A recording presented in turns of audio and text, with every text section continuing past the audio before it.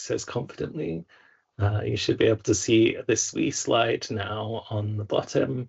For those that don't know, ARC Scotland is a Scotland-wide organisation.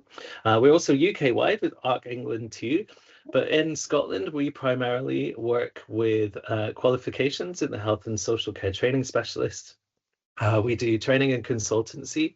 All of the training and consultancy that we do is lived experience led and co-produced. And we also run a series of networks. Some of you will be familiar with one of those networks, which is the Scottish Transitions Forum, that you would have been invited to for today. We'll talk a little bit about that in a second, but the other networks that we run is supporting offenders with learning disability and neurodiversity or autism, known as SOLD. We also run the National Involvement Network, which is an involvement network about involvement, funny enough, and it's for people with learning disabilities and autism to make sure that their voice is heard on boards and IJBs and all of that kind of stuff, and make sure that they're involved in the care that they're being provided with. The Scottish Transitions Forum does what it says on the tin. It's a forum based on transitions in Scotland. And some of you would have been at the event that we held in December, all about that. Before I touch on that really briefly, I just wanted to let you know that if you are struggling with transitions and transitions information, we have a bunch of things that are available. We have an online platform called Compass, which is for parents and carers, professionals and young people, which helps guide you through transitions. There's a Principles into Practice framework, which helps guide strategic thinkers through the transitions process. And we also have Principles of Good Transitions 3, which is the evidence-based information. And we also deliver training called Getting Transitions Right 1 and 2, because we're nothing like original with names, which you can come along to deep dive into transitions in Scotland. And coming in spring 2026, we have an e-learning platform all about transitions coming out. And underneath this, we have what's called the Knowledge Hub, which, think about it as a transitions wiki, just a fancy transitions wiki with all the information you need to get you through transitions. And obviously we have been leading and developing the transition strategy in Scotland, which all of this speaks to across the beast. I'm going to stop sharing now because I think everyone has arrived. And it's my absolute pleasure to introduce, I'm going to say Alice and the Ndti team, because I know Alice the best.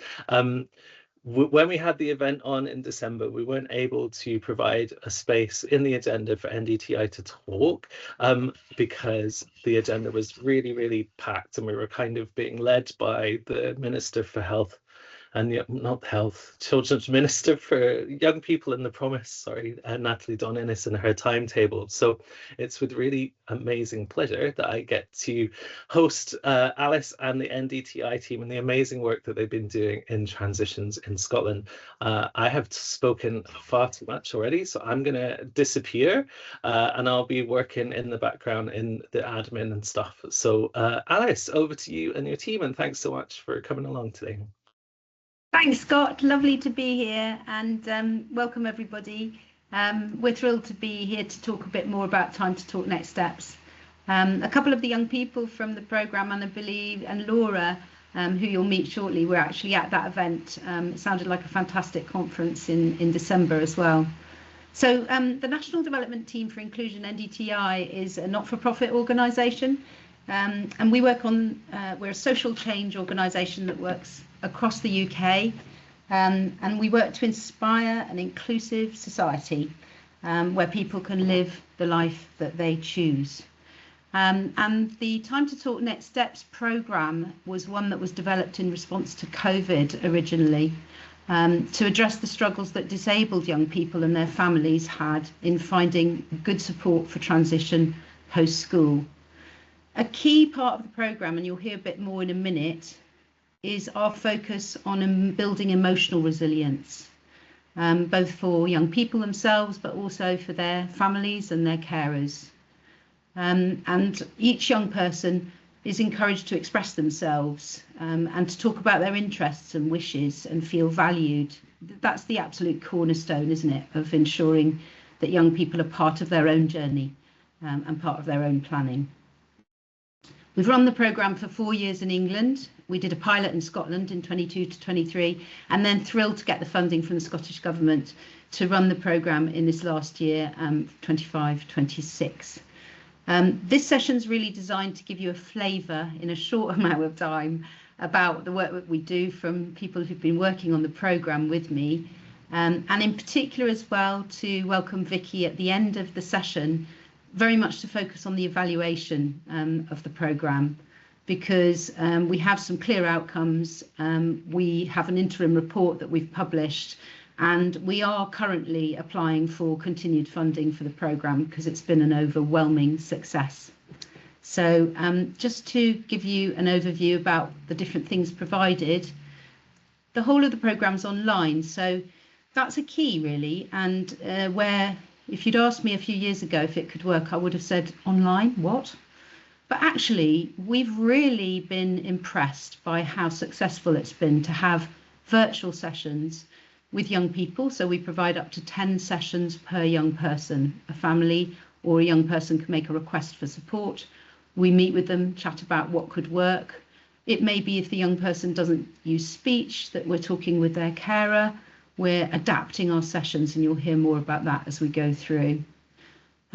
We've also provided support for parents and carers, and working with Tracy actually at ARC Scotland to deliver the webinars. We've got one this week for parents and carers on transition, but also individual support, and Laura will talk about that a bit more in a minute.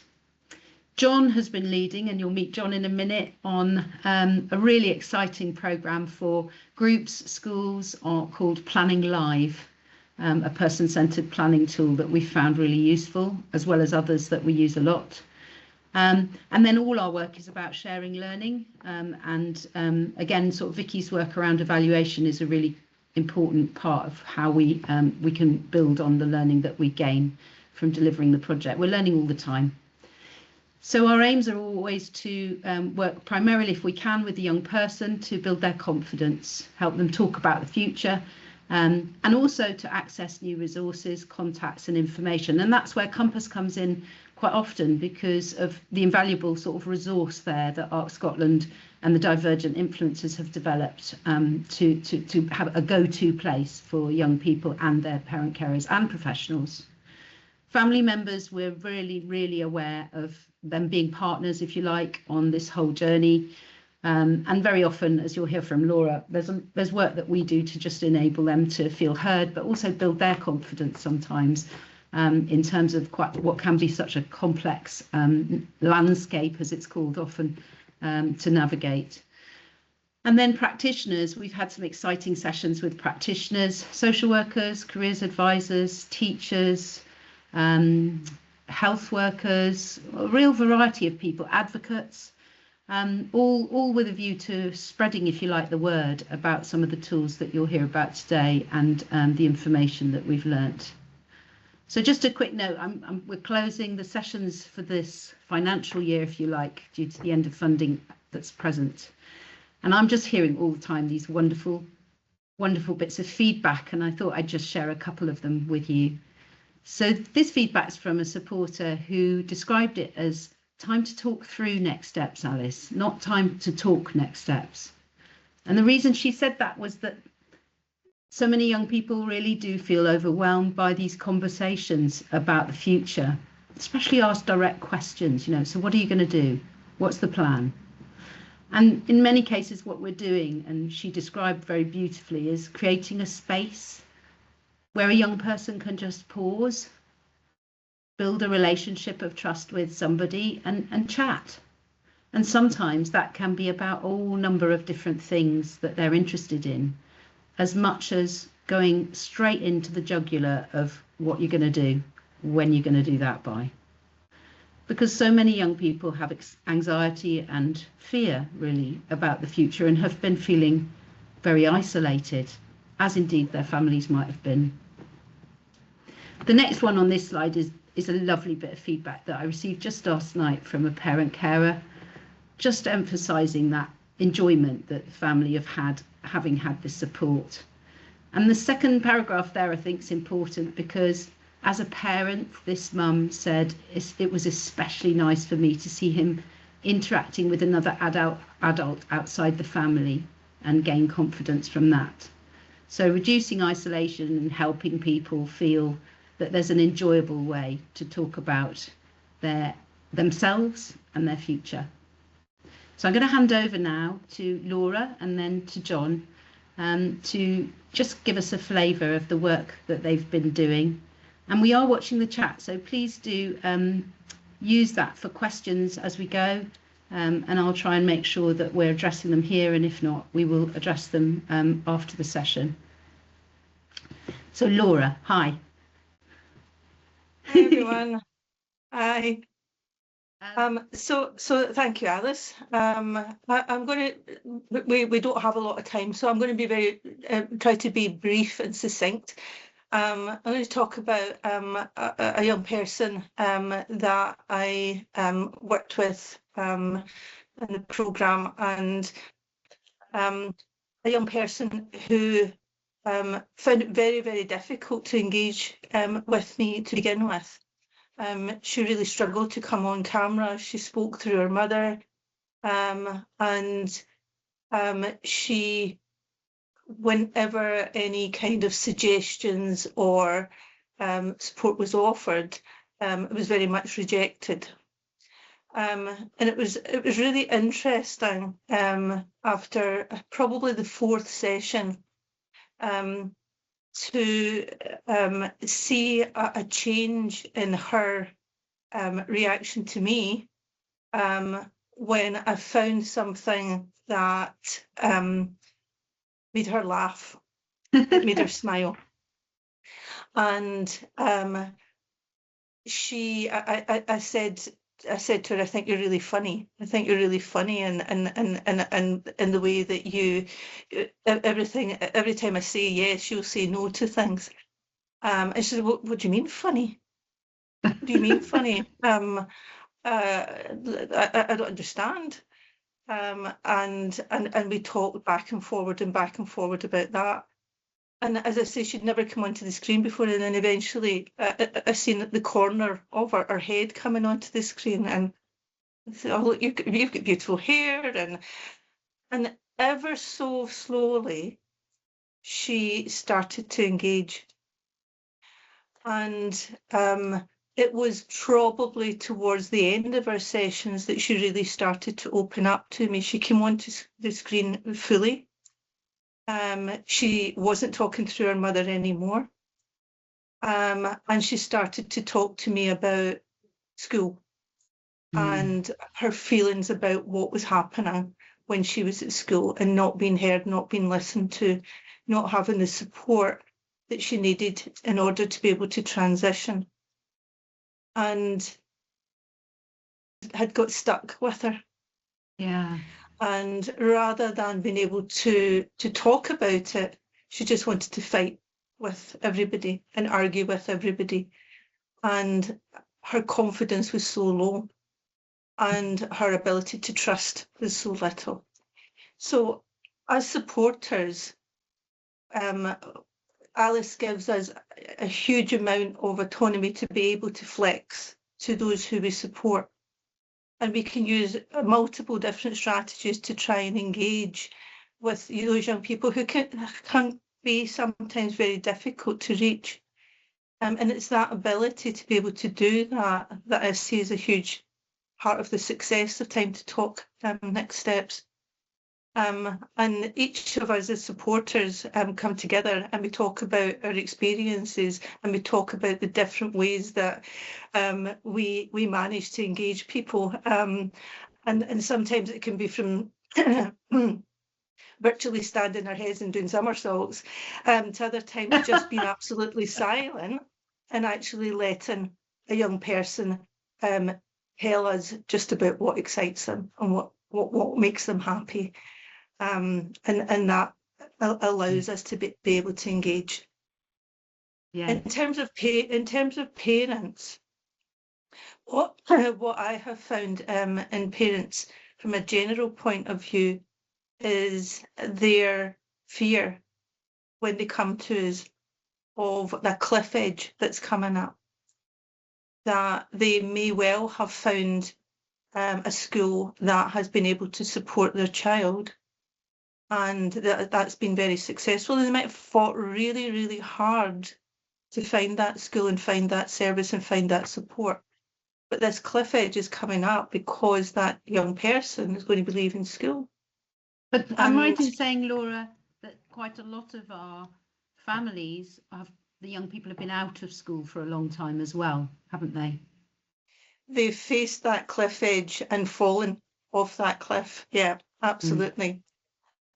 So probably half of those young people those parents who come to us are in that situation, Alice, as you say. They've fallen off the cliff. They don't know where to turn. The young person is developing mental health issues, depression, anxiety, all sorts of things like that as a result, isolated. Don't know what services are out there. All the skills that they might have gained through the support they got at school are quickly disappearing. And Laura, sorry to interrupt, but can I just ask you on that note to give an example of a way in which you've sort of been able to provide support to a parent carer where perhaps their young person hasn't engaged, because that does happen as well, doesn't it? Could you give an example of that? I think talking to parents and being able to give them a platform that's a safe space to talk about their own feelings and talk about their own situation, talk about the situation of the family as a whole, and out with the officialdom, out with review meetings, out with social work meetings, that kind of thing. And to be able to draw on my own experience as a supporter and the network of experience of other supporters, to be able to provide examples of what I might have done as a parent, what I know other people have done as parents, to overcome some of the difficult situations where young people won't engage either with them as a parent or with anybody outside. And there isn't any one solution to that. It may be, have you thought about, have you tried? Here's something that I did, here's something that I know another parent did, and been able to draw on that. We do use signposting, but it's only one part of the work that we do. And we know that there are organisations out there who can support parents to know their rights and to know the rights of their child. But signposting alone is quite a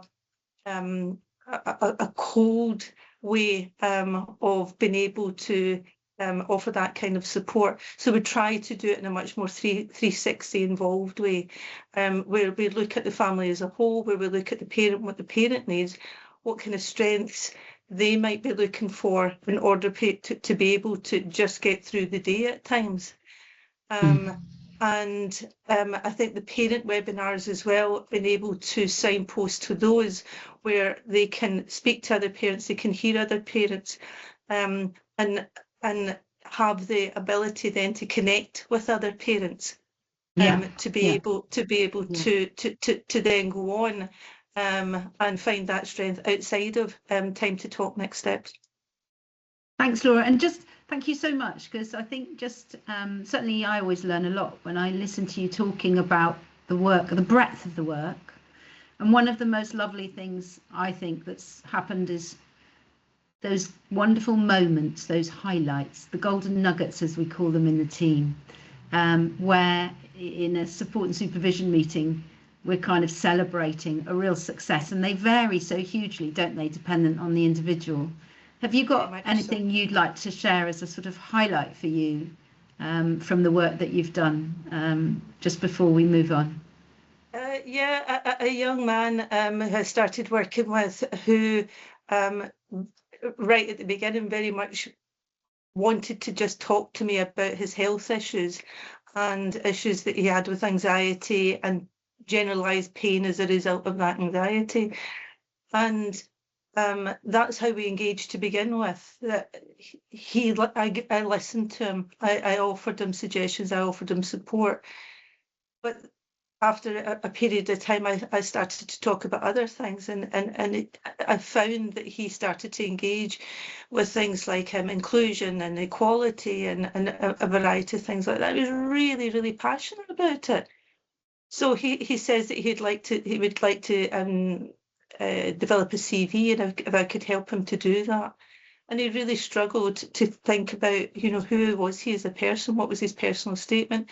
Easy to find what his qualifications might be and different things like that.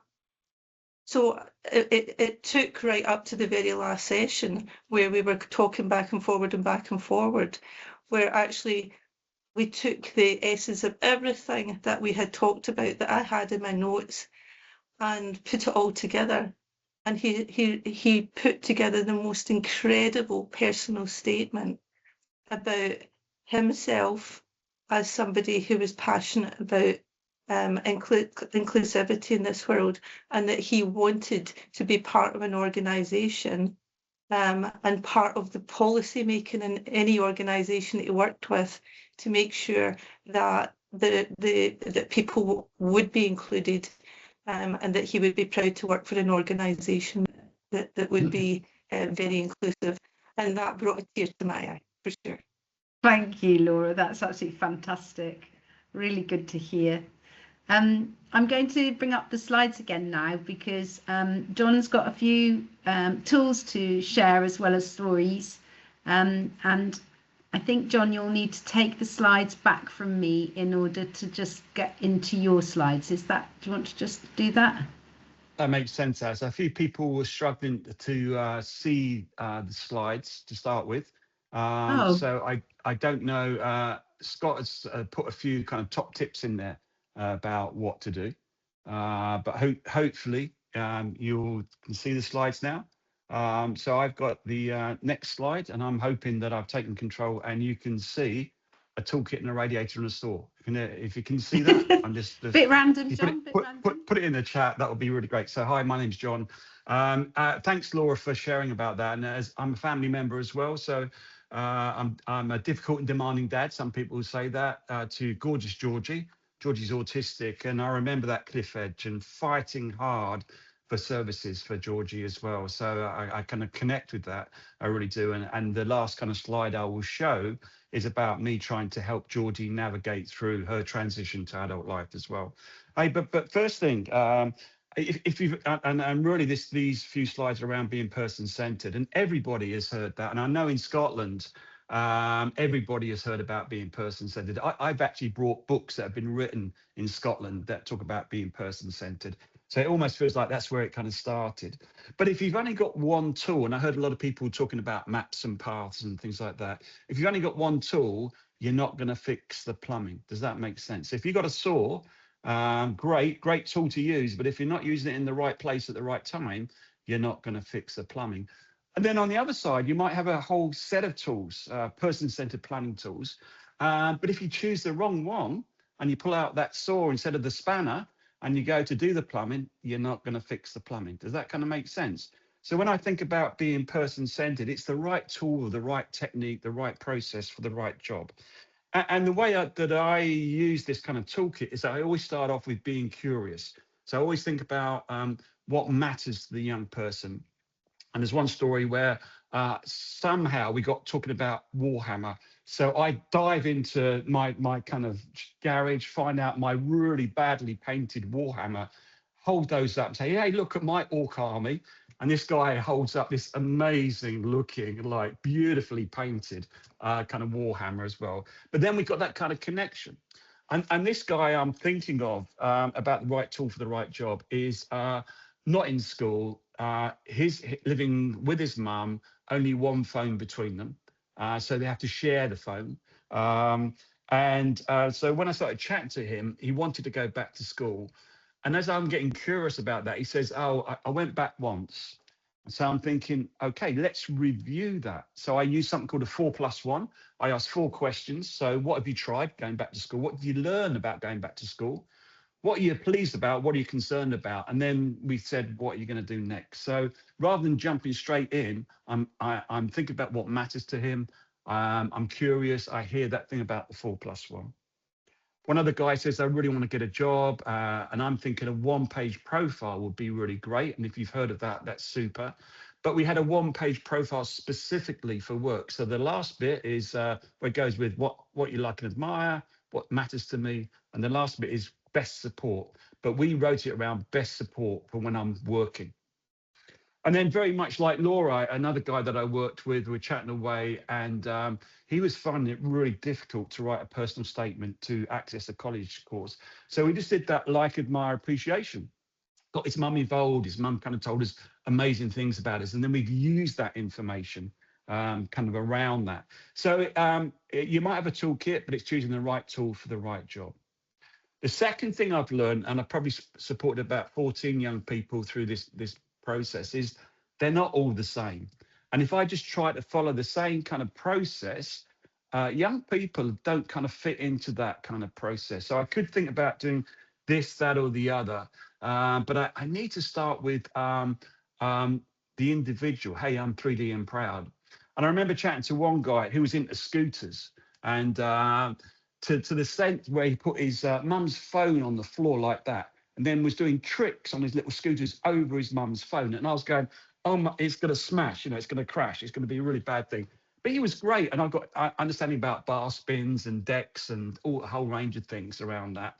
And from that really being interested in what really matters to him, he starts about the problem about being bullied at school. Now, I don't think if I followed the process through in my 10 sessions that I could have with him, that I'd have got through I'm being bullied at school, unless I started with, that's the amazing thing about scooter, let me see that bar spin. He was holding his phone up with his mum's phone, showing me all the tricks he could do, which was blimmin' amazing, absolutely amazing. When he showed me some of those tricks, and he's been trying to do one where you throw the scooter over your head and land back down on it, he just can't get it at the moment. And we used that around, so why do you keep practicing? You keep failing. Why do you keep practicing? He says, because I know I'll get there. And we use that thing about failing and getting up and going again, that kind of bounce back ability, or about being resilient.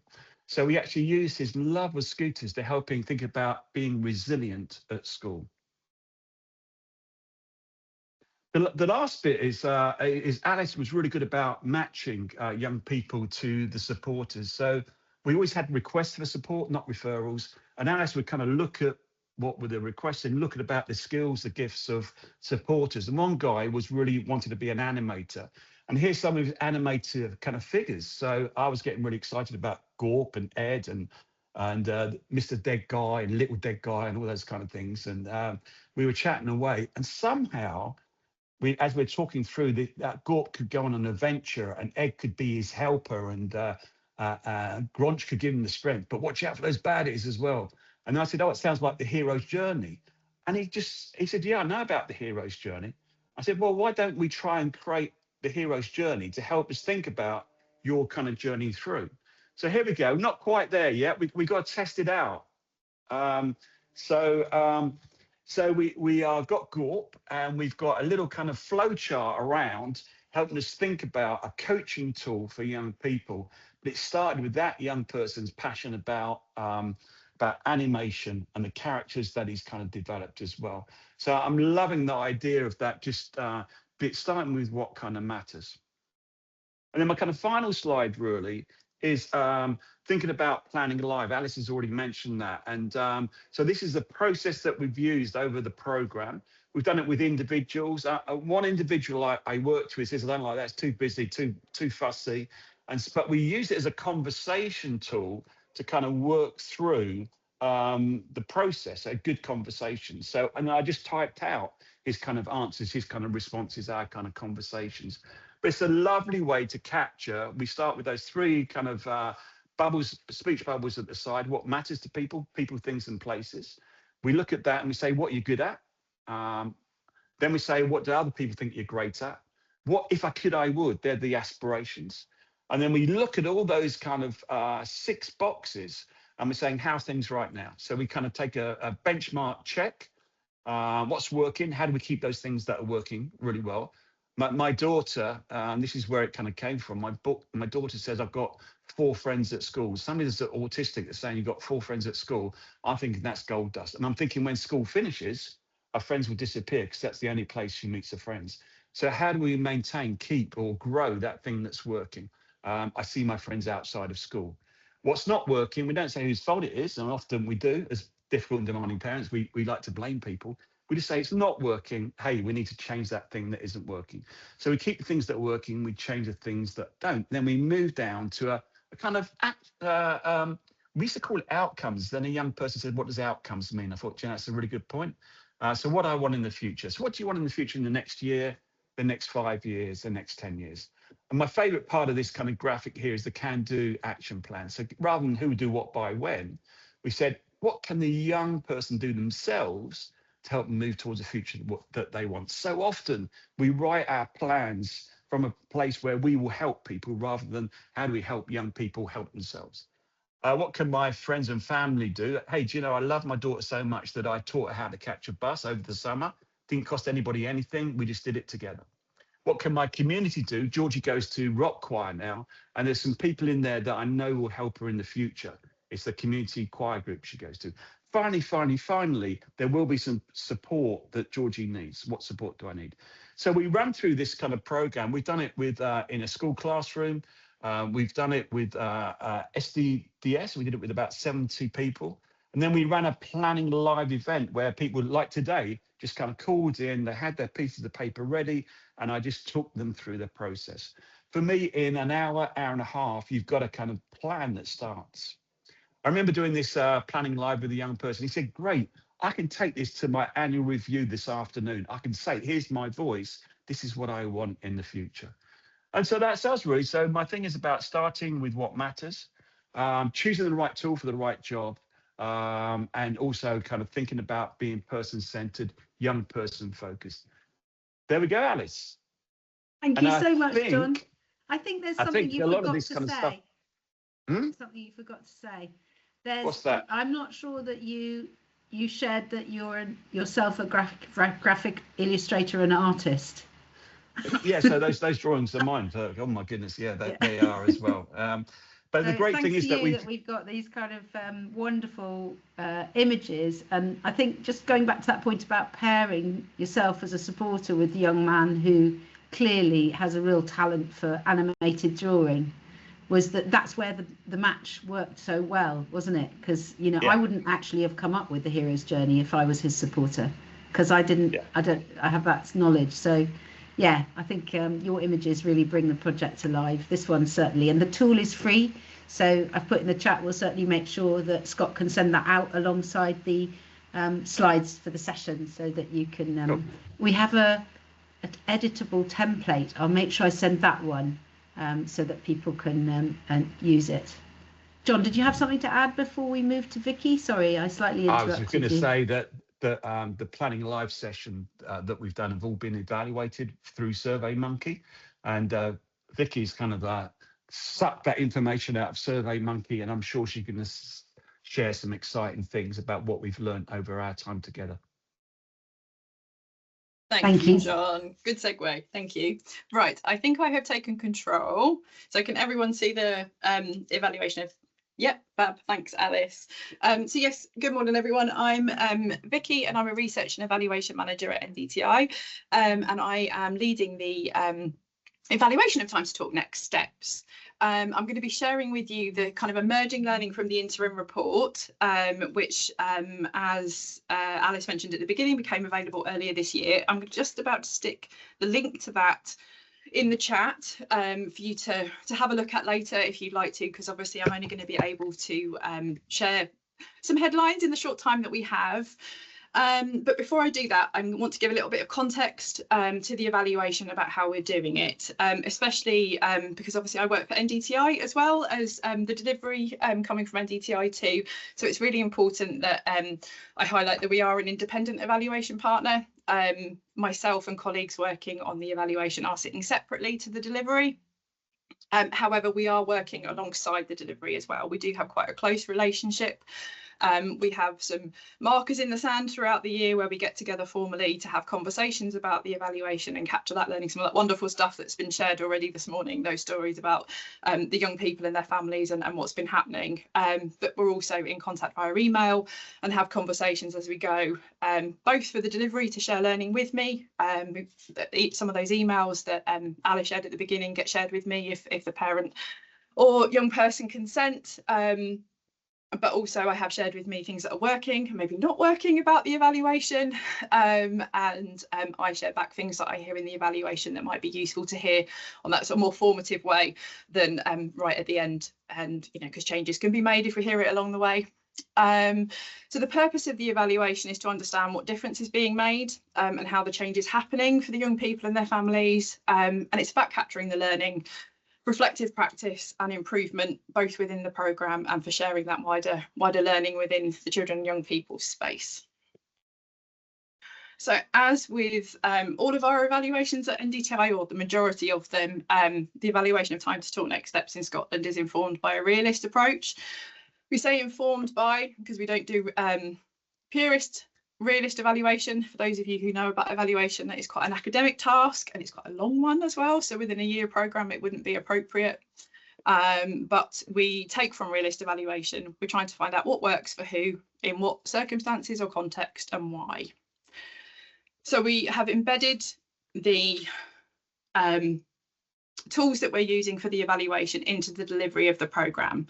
So the learning is gathered through the work itself, and we've chosen to do that from all of the learning we've done from the other iterations of Time to Talk and Time to Talk Next Steps that Alice mentioned, and from consultation with young people and their families about what works best. So we're using in-session surveys and reflection tools, monitoring and reach data from those requests for support forms that were mentioned, and change stories and practitioner reflections. So they're embedded to reduce the burden for young people and staff, and as a result we're having good engagement. We've found when we've done this previously, adding something on for the evaluation after the sessions have finished just doesn't work. People don't want to engage afterwards. They certainly don't want to talk to another adult that they've never met before. So I think that's a key piece of learning for everyone is if you're looking to do this sort of thing, embed it in the sessions with the supporters, helping people to fill things in or sharing links with them. Okay, so as I mentioned, I'm sharing the learning from the midpoint of delivery, and because of that, it's emerging findings and they're indicative, and it was quite a small and uneven sample at this stage when we're thinking about the surveys and the numbers for those surveys, because young people have those 10 sessions. We have some of the survey results from the beginning of those sessions, but not at the end. However, although the numbers were limited, we do have some really strong qualitative depth. And I think that's a really important thing to think about in evaluating programmes like this. The numbers are useful for seeing that distance travelled, but it's those stories we've been hearing this morning about the young people and their families and the difference that this support has to them. That being said, when the final report comes out at the end of next month, we will have the full cohort of young people and families and all of their survey data. Okay, so from May to October, this is just a very quick, because I'm conscious of how much time I've got, people that had engaged. So we'd had 82 young people who had engaged in the one-to-one support. The majority of them were between 14 and 18, and the requests for support had predominantly come from their parents and carers. We had a good geographical reach with people from multiple local authority areas across Scotland, and that online delivery does seem to be enabling people who live in rural and remote areas to access the support. And we do have high engagement from areas of greater deprivation. I'm interested to see how that plays out within the remainder of the data and see what's there. So hopefully there'll be some things to say in the final report about that. And then the data that's contributing there is listed. I won't read through all of them, as I say, and mentioned that the numbers are low, but we do have those rich qualitative change stories that are in there, which really do add to, to tell the story of Time to Talk Next Steps. It is about the young people and the change in their lives. Okay, so in the evaluation, we're obviously reporting and tying what we're finding to those outcomes that Alice had right at the beginning. They're in our vision for change for the delivery of the programme, that we created that together at the start of the delivery, but we're also tying the findings to the priorities in the transition strategy.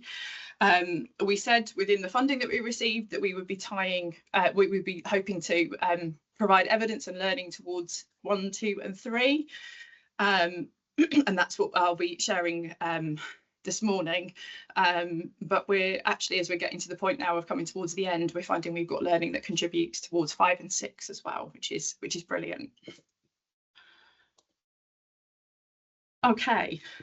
I think what I have to say doesn't give you as much. I'm really glad, Laura and John and Alice, that you've shared all the things that you've had, because you've given the really rich examples and stories that I can't tell in these slides this morning. But what we're hearing across the piece of all the data we have is that there's really the meaningful early impact for young people, for families and practitioners.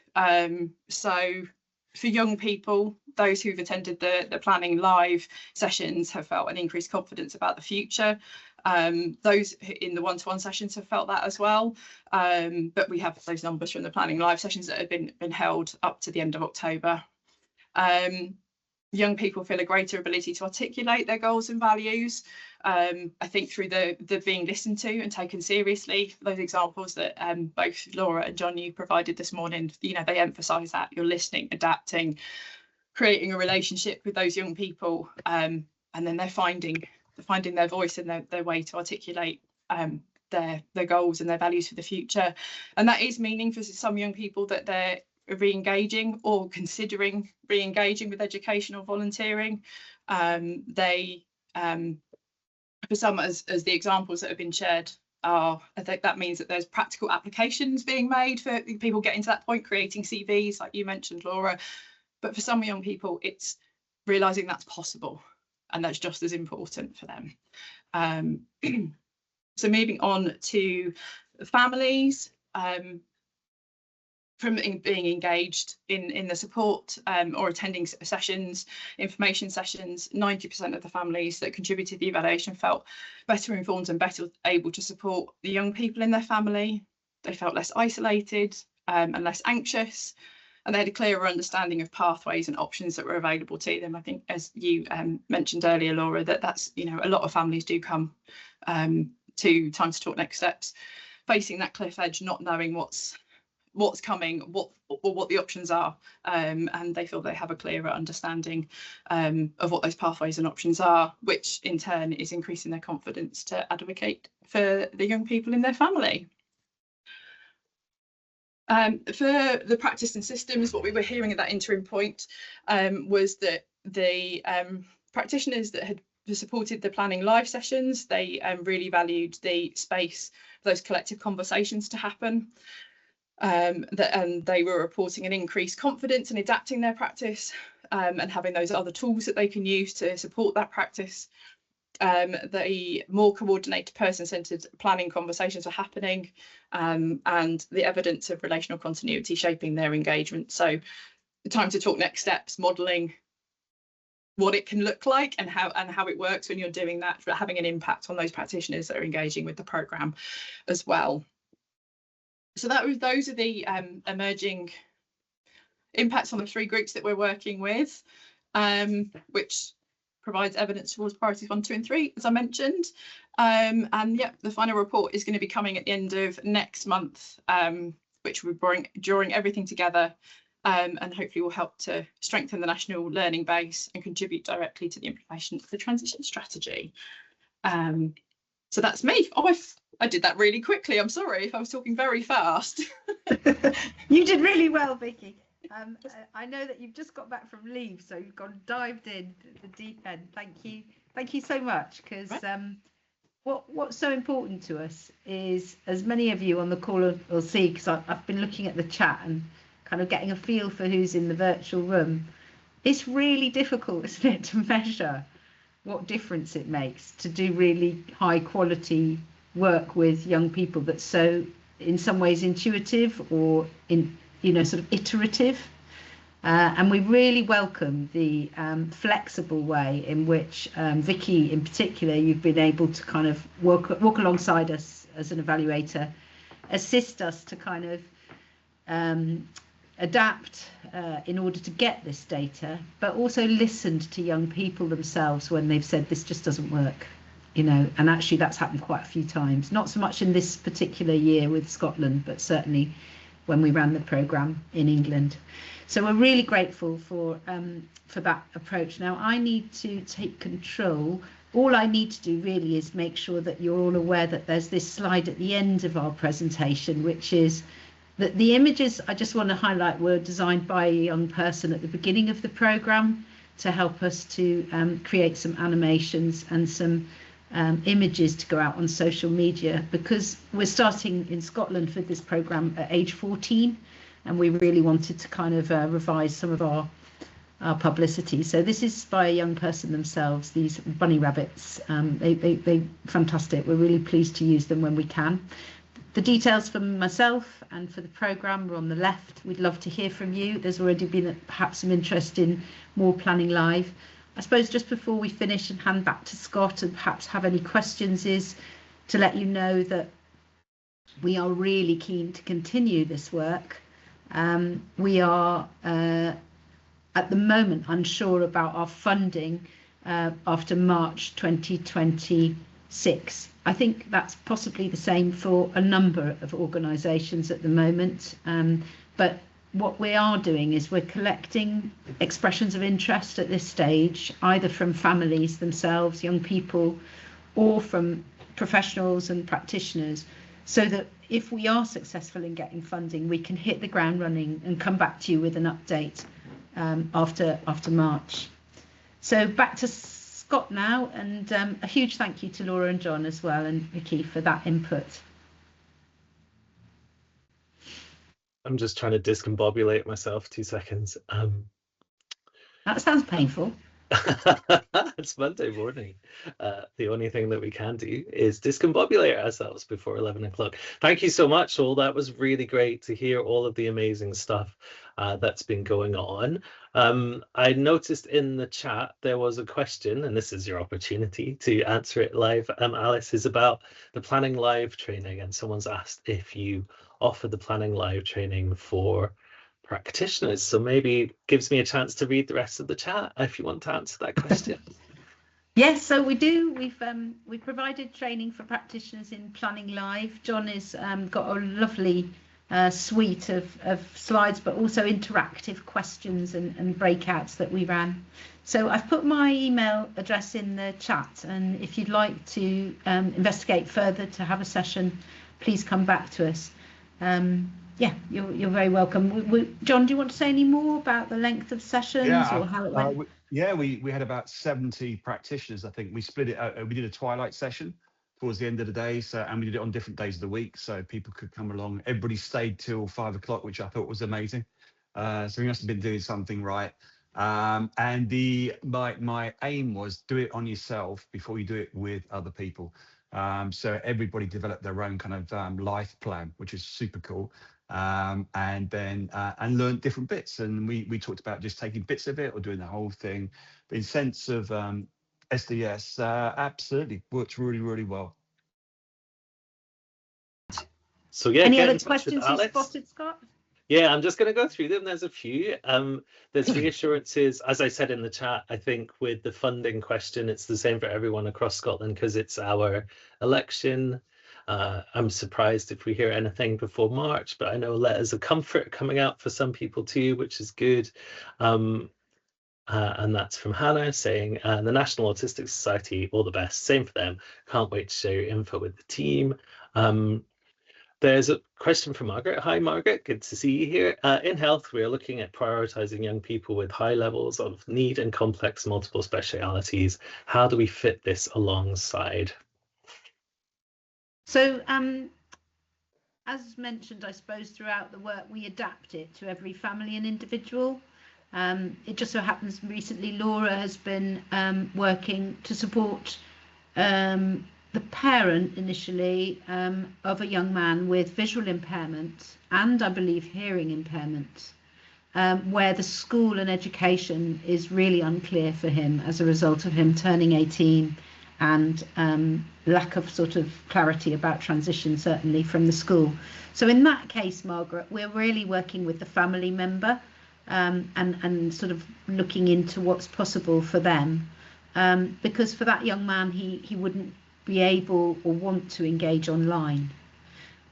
Other people, I think it's important to say, where possibly their carers have thought they wouldn't engage with us and might have quite limited speech that they use, or might use sign, or prefer to use drawings, or have their carer support them in sessions, have really gained a lot nonetheless from our support. So we do try and approach every individual, depending on what it is that would work best for them, but all online. Yeah. And sometimes it's just phone calls as well. So just to emphasize that we are aware of digital poverty, and there's an assumption, isn't there, that everyone's got a laptop and loves Teams, but actually at the end of the day we're very often using WhatsApp or phones, and as John said, there's one young man who shares the phone with mum. I hope that assists anyway to give a sense of how we work. But yeah, WhatsApp is my go-to too. For a lot of people, it seems to be where the young people are at, which leads nicely actually into James Ross's question about what would you say has been the biggest challenge in relation to engagement and maintaining engagement with young people, I'm guessing there, James.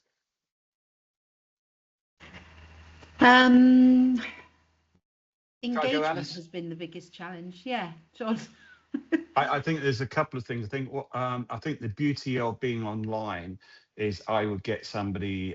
There's one guy that has been newly diagnosed with being autistic, and he was like a sponge wanting to know all about that. So he was working on the salmon farms on the Scottish Isles, and he just trying to work out how does that fit into what I do, my relationships, and there'll be some days where he was just like overloaded with work and he could not talk to me at 5:30. We met 5:30 to 6, half an hour, literally 30 minutes.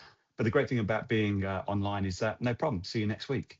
Because it's not like we've raced over to see him at home. So that's one thing.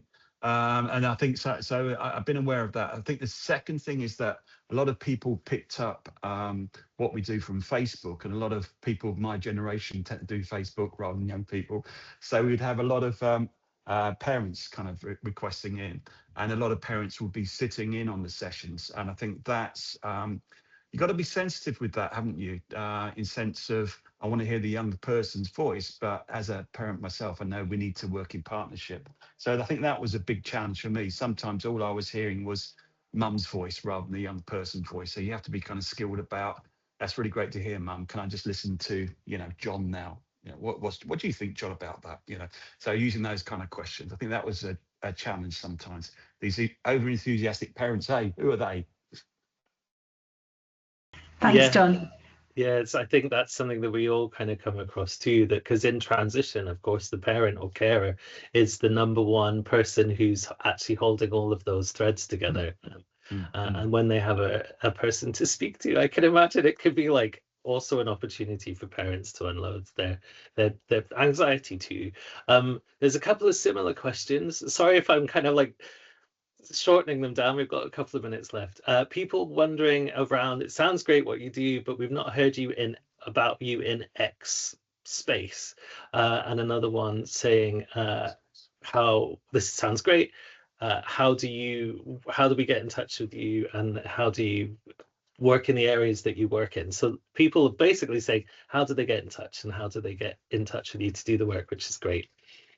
Great. Well, we've got a web page. So the National Development Team for Inclusion is a UK-wide organisation. Well, it's actually got some international work we do.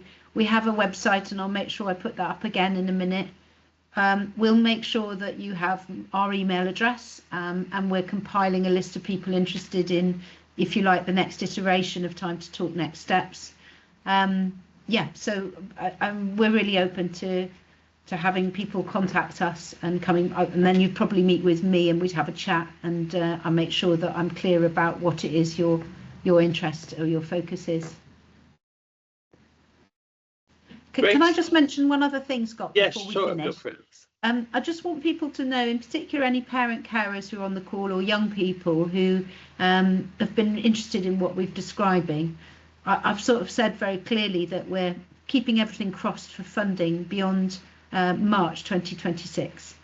The new look, if we get funding, will be very much the same as what we've done, but in addition, some opportunities for peer support and peer groups where young people work together and meet each other, perhaps with their supporter if that's useful to them.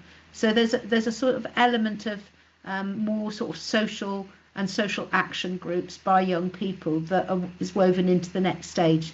And I suppose I'm looking to Scott and Art Scotland as well to help, us link that up and align it nicely with some of the Divergent Influencers work and the other work that you do. That is really nice. Yeah, I'm all about peer support. I would like young people to be doing what you're doing with other young people. That's my dream, and that would be so good, right? There was one final question, and I don't like if you can answer it in a minute. That'd be great, but if you can't, Una asks, sorry, Una, I've skipped past your question. I apologize. How does this link to school mentoring?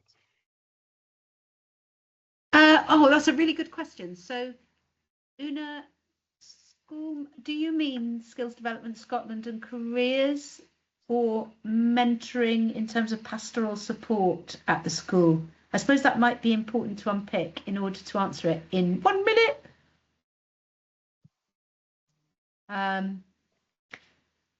Just to give a broad response, we've worked quite closely with Skills Development Scotland, Una, and we're very sort of keen to align what we're doing to be able to, wherever possible as well, encourage young people and families to make the most of the offer that SDS provides through education.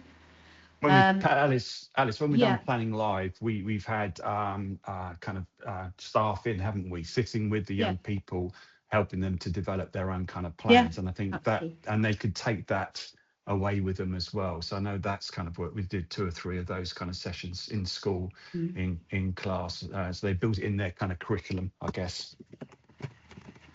Yeah, thank you, John. Yeah, that's a good answer. I know that from experience, you're linked in with the work that my colleagues are doing with different schools and areas as well. So mentoring is a voluntary. Sorry, we're running out of time. So yes, it's 11. I'm going to let people go on time. I'm famous for going on.